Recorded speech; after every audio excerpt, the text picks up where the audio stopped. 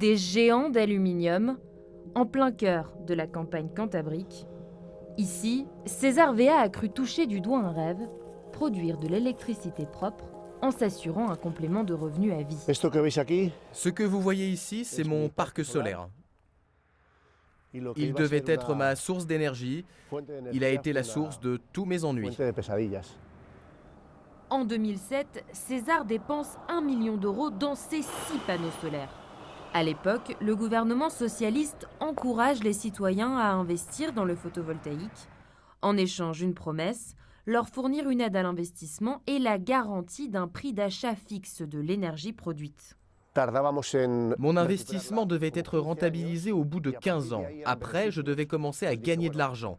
Alors j'ai réfléchi et je me suis dit que ce serait une bonne source de revenus pour payer les études de mon fils dans le cas où il voudrait partir à l'étranger. Mais 3 ans plus tard, le ciel s'assombrit. Les investisseurs, attirés par le fort ensoleillement de l'Espagne, affluent.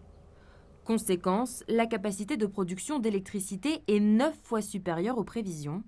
Incapable de payer, l'État réduit les aides promises. Nous avons reçu un message du gouvernement nous disant qu'il allait cesser de nous payer, qu'il allait nous expulser du système de primes. Vous ne pouvez pas imaginer que le président de votre propre pays va vous ruiner. Ce projet était pourtant le rêve de toute une famille. Ça, c'est la photo de papa avec José. C'était le début, les plaques venaient d'être montées. Ensemble, ils ont investi toutes leurs économies.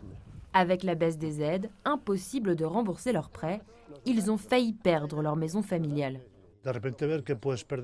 Voir que du jour au lendemain, on peut perdre une maison vieille de 200 ans, ça c'est difficile.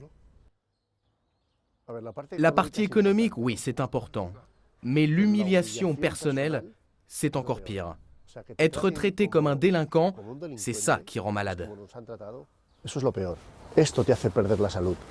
Pour s'en sortir, César se rend chaque jour depuis 6 mois devant le Congrès des députés à Madrid. De 8h à 14h, il reste debout pour demander justice. Salut, alors, la lutte continue ? Eh oui, toujours. Soit il me trouve une solution, soit il faudra me faire partir d'ici avec une ambulance. Je bougerai pas, j'ai rien à perdre. Il y a 2 ans, César pensait toucher au but. Après 2 grèves de la faim et plusieurs sittings, le gouvernement de Pedro Sánchez avait promis de l'aider. Finalement, rien.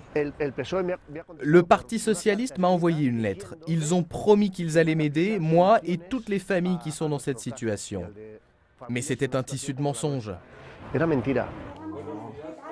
Si le cas de César est l'un des plus dramatiques d'Espagne, d'autres familles disent avoir été trompées. Elles sont 62 000 au total.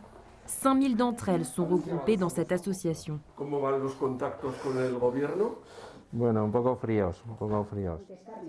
Comme César, ces patriotes ont cru s'offrir le soleil tout en aidant leur pays. L'Espagne, alors si pressée d'atteindre les objectifs de l'UE en matière de transition écologique. El sol puede ser tuyo. De todo esto que han dicho, lo único que se ha cumplido es que nosotros hemos pagado lo que valía la instalación. Absence d'anticipation, mauvais calcul, ces familles dénoncent un manque de régulation et l'improvisation de l'État.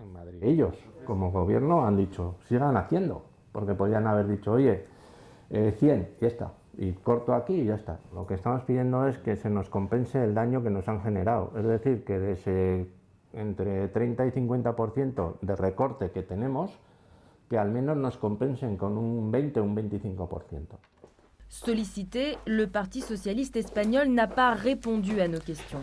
La droite, qui avait également coupé dans les aides, dépose désormais un amendement, peut-être clé pour ces familles. Le but de cet amendement, c'est de permettre aux familles qui ont construit ces installations de toucher la prime qui leur avait été promise.